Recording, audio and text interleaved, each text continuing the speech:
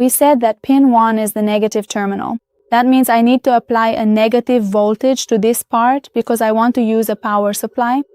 So for now, I'll proceed.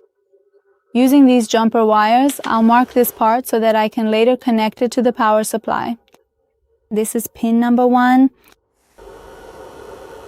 I am going to place a jumper wire right here so that later on in the process, I can connect it to the power supply and the negative terminal. And this red wire, which indicates the positive section, I'll connect to this part, pin 8. So I connect it like this. That's it for this part. Now you don't have to do this step right now. In the end stages, we should proceed like this. For now, to make things easier, I won't use this, and I'll arrange the other components first. Okay, we said pin number 2 is for triggering the IC, and pin 6 is a threshold pin that's connected to pin number 2. So the first step is to connect pin 2 and pin 6 together. This way the voltage cycle here will be complete for me. So this is pin number 2 of the IC, and using a jumper wire, I connect it to pin number 6. By establishing the connection in this way, I link these components together so that I can access and utilize their full functions here as needed. So I connected pin number 2 to pin number 6. That's done. The next component I need to use here is a capacitor.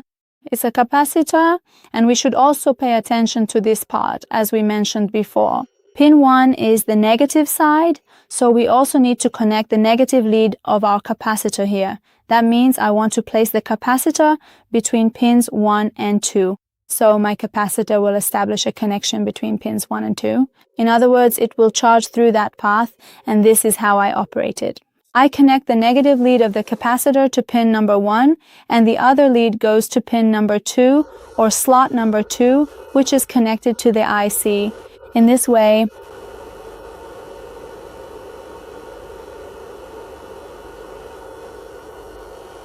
the next component is the resistor. We mainly use the resistor for this purpose because we want to use an LED, and as we mentioned, we don't connect the LED directly to the circuit like this. Here, I connect the resistor to pins 2 and 3 of the IC. What was pin 2? It's for triggering the IC, and pin 3 is the output of the IC. That's right.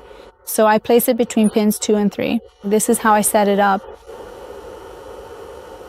Generally, the higher the resistance, the better it is for the LED, but if it's too high, it will prevent current from flowing. It blocks the current and won't let our LED turn on.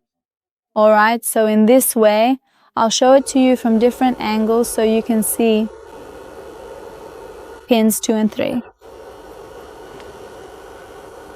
Now, as I previously mentioned, pin number 3 is the primary output pin of the integrated circuit. So I should definitely have a measurable signal at the output right now. So I can see that the IC, does my IC function properly or not? To see how it works, well, I use an LED here. And as we know, an LED has 2 legs. The shorter leg is the cathode, the longer leg is the anode, and it gets connected to the negative. And I also connect this to the output, so it shows me what's happening here. So I connect the LED like this with its cathode to pin number 1. I place this IC and connect its anode to pin number 1 as well. You also know how to use a breadboard, and you know how it works. I place this here in this section like this, and nothing else remains to be done, except that now I need to establish the necessary electrical connections, meaning I need to securely link the device up to my external power supply unit, just like this. This specific terminal here is the -1, while this other side represents the positive lead. And to better see how the entire system works, I usually adjust and set my power supply to a steady 5-volt output. I securely attach this to this terminal. And I also connect the black probe to this specific ground terminal point.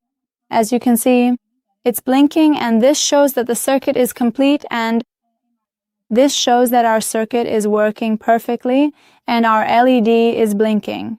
In this way, we were able to create our own blinking circuit with just a few simple components. Now I want to make 3 more modifications here, And in the next session, I'll explain more about how this circuit works so that the video doesn't get too long. What I want to do this time is, instead of the resistor that is in here, I want to use a potentiometer and see how it works. We know that a potentiometer is a variable resistor, and let's see what this percentage of blinking will be like when it changes in front of me. Just let me have this base here. I'll carefully place these bases there, one by one in a sequential order, making sure they are in the exact same position as they were before. If you were previously unable to establish a connection, it was likely because of a dead phone. However, you can still proceed. You can use standard alligator clips and perform this task effectively by using jumper wires. Let's go. Let me put this into the circuit together with you. Because the distance between these pins is greater, I prefer to use jumper wires and alligator clips for this. I'll show it this way so you have a better view. Okay, I'll remove this resistor from here. Instead, I'll use a jumper wire. I'll put one end into this pin and the other into that one. One was the pin, the other was the resistor. I'll place them and proceed like this.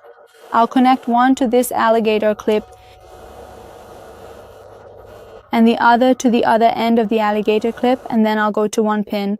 I'll connect one of the pins to this part and the other to that part so that it's included in the circuit. So I'll connect this one to this side and this one to that side as well. Of course, if you solder it, it will work much better because the connections here are weak and the circuit might not work properly. Alright, I'll go ahead and carefully establish this electrical connection right here. As you can clearly see, the LED light has remained consistently illuminated. I'm currently adjusting the variable resistor, but the actual blinking effect isn't very noticeable at first glance. You really have to look very closely at the bulb to see exactly how much it's blinking. But the crucial observation to make is that, as you can see right now, it is indeed blinking.